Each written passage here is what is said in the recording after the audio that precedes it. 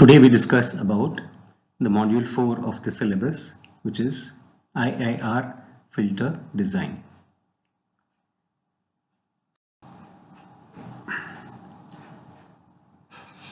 We discuss about design of filters.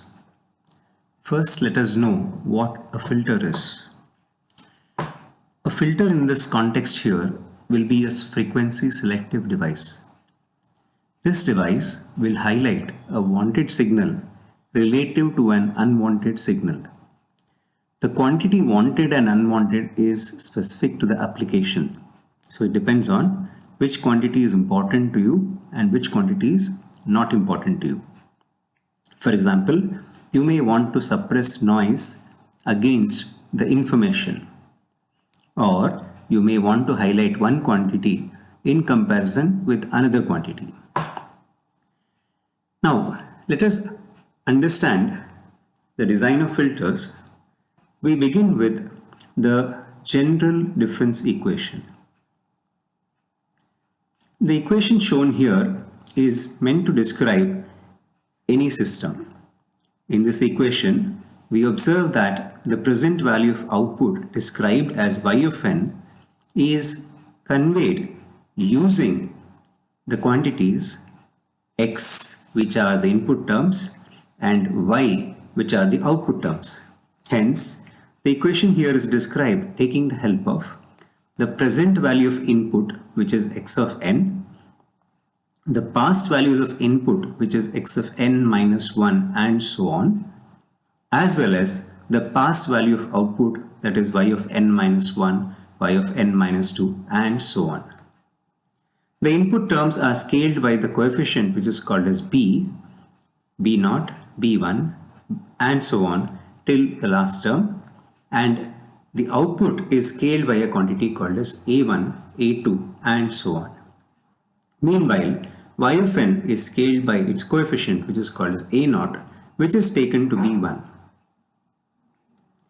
Now, we are aware that the system can be described by taking the help of impulse response, which is h of n. Now, impulse response describes the behavior of the system in the time domain. If we find the z transform of h of n, it is called as h of z. This is called as the system function or transfer function.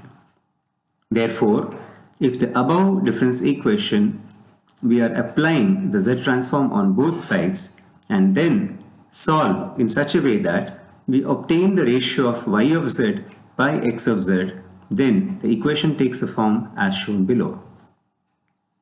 The ratio of output z transform by input z transform is defined as the system function. The equation takes a form as shown here. We can observe the numerator carries the coefficient b0, b1, b2 till the very last term. It's a series which is in terms of negative powers of z. The denominator similarly has the coefficient which is a0, a1, a2. Typically, a0 is taken to be equal to 1. Now, solving for these equations in z, the numerator equated to 0 and solved will give you the location of zeros, whereas the denominator, if you solve it, will give you the location of poles. In a concise way, you can describe this above equation with the summation as shown below. Hence, the numerator will be a summation of the terms bk z power of minus k. Denominator, leave out the first coefficient which is a0, and the remaining terms are described by the summation which is shown here. H of z is the general expression for the system function. Now let us talk about a couple of special cases. In case 1, we assume that the numerator coefficient b0 equals 1, whereas all the remaining coefficients are treated to be 0. Hence, the numerator becomes 1, whereas denominator carries the same characteristics as the original equation. On first appearance, we can conclude that this system has only poles. Hence, it can be called as an all-pole system. But in fact, poles and zeros are balancing in nature and they should be found in equal numbers. Hence, we can state that the zeros are not finite, but we have infinite zeros. Now, coming to the case 2, here we make the denominator coefficient a0 equal to 1 and the remaining terms ak will be set to 0. This makes the denominator equals to 1 and the numerator remains same as that of the original equation. Now this system, very simply, we can call it as an all-zero system. The all-pole system is also termed as IIR, which stands for infinite impulse response. The case 2 can be called as a FIR, which is finite impulse response. Now let us discuss further what is IIR and what is FIR. The topic of design here is that of IIR. Hence, we have to understand its specifications. Before we enter this topic, let us understand that a filter can be described taking the help of it.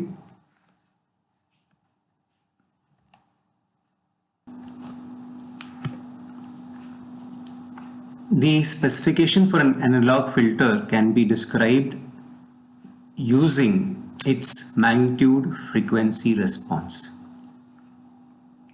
Let us understand about the magnitude frequency response for the case of an infinite impulse response filter. See, an IR filter is called so because the duration of the impulse response is said to be infinity. If we solve the equation which is shown above, for the case of IIR, we end up with infinite number of coefficients for h of n. Hence the name infinite impulse response. In the case of FIR, the length of h of n will always be finite. Hence it is termed as finite impulse response. Now coming back to the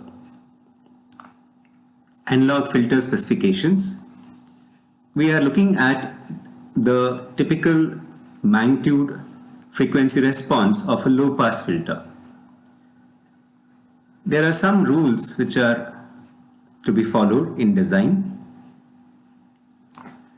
We can see that in the frequency response, it's a plot of magnitude of h of j omega. H of j omega is termed as the frequency response, which is a complex value. Now we can find the magnitude of that complex number, and this magnitude is plotted versus frequency, and this plot is referred to as the magnitude frequency response. In the magnitude frequency response for a low pass filter, we have three bands: the pass band where all the signals should be allowed, the stop band where all the signals should be blocked ideally, and the region in between pass band and stop band is termed as the transition band. Now the specification inside the pass band are as follows. The ideal value of gain in the pass band is said to be equal to 1, but we can expect some amount of deviation, and this deviation is given by delta p. So we can observe that there is some sort of ripples in the pass band,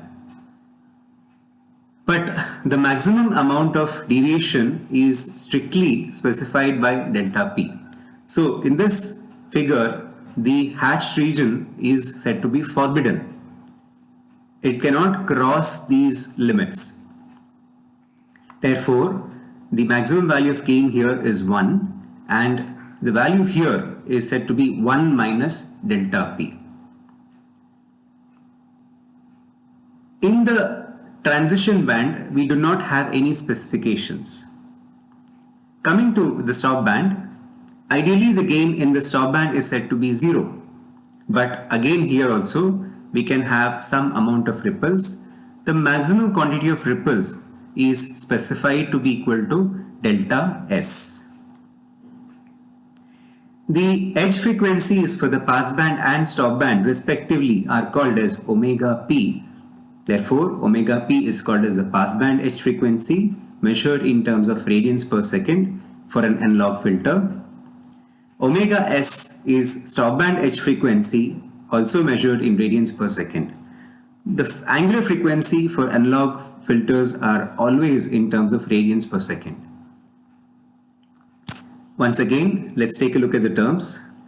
Delta P is said to be the tolerance of the magnitude response in the passband. Delta S is the tolerance of the magnitude response in the stopband respectively. Now, similar characteristics could be drawn for other types of filters also. We are aware that based on the shape of the magnitude response, we can have low pass.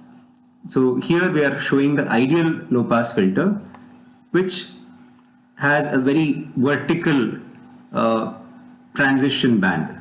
So there is hardly any transition between the passband and stopband, or we can say that it switches over almost instantaneously. Now the same for a high pass filter, we can see that first we encounter the stopband and then we have the passband. Similarly, we have other types called as band pass and band stop respectively. The other classification of filters is on the basis of whether we have active elements in it or it has passive elements in it. Alternatively, we can have analog and digital also. So there are different lines on which the filters can be classified. Next, we are going to describe some terms. We have observed that the amount of attenuation we are having can be 1 minus delta P. So ideally we want a gain of 1, but you may have a value of gain which is equal to 1 minus delta P. Now, if this quantity is converted to the dB scale, we have to take 20 log to the base 10 and it is automatically changed to decibel. Similar lines, the value 1, which is the highest value of gain, in the dB scale, 20 log of 1, the answer is 0.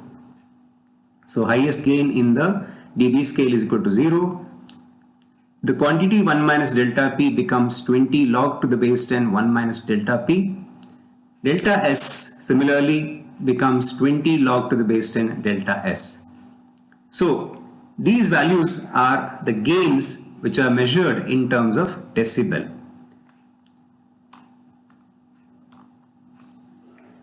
Now, if it is expressed as an attenuation, if we express it as an attenuation, attenuation is nothing but negative value of gain.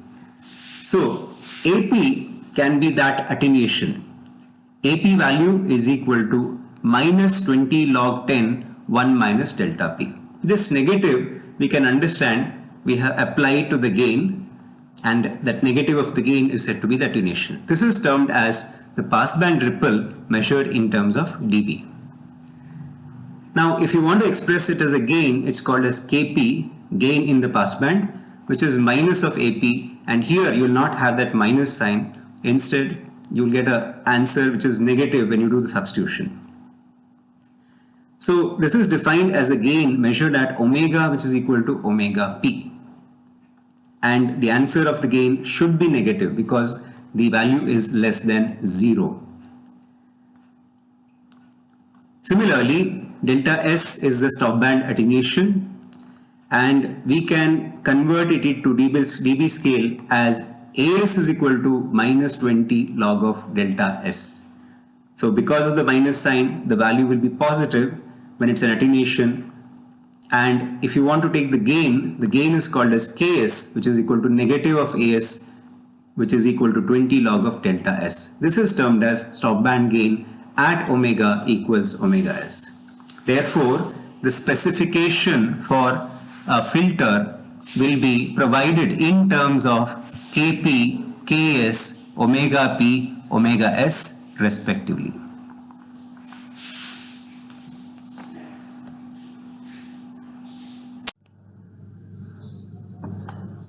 Thank you all.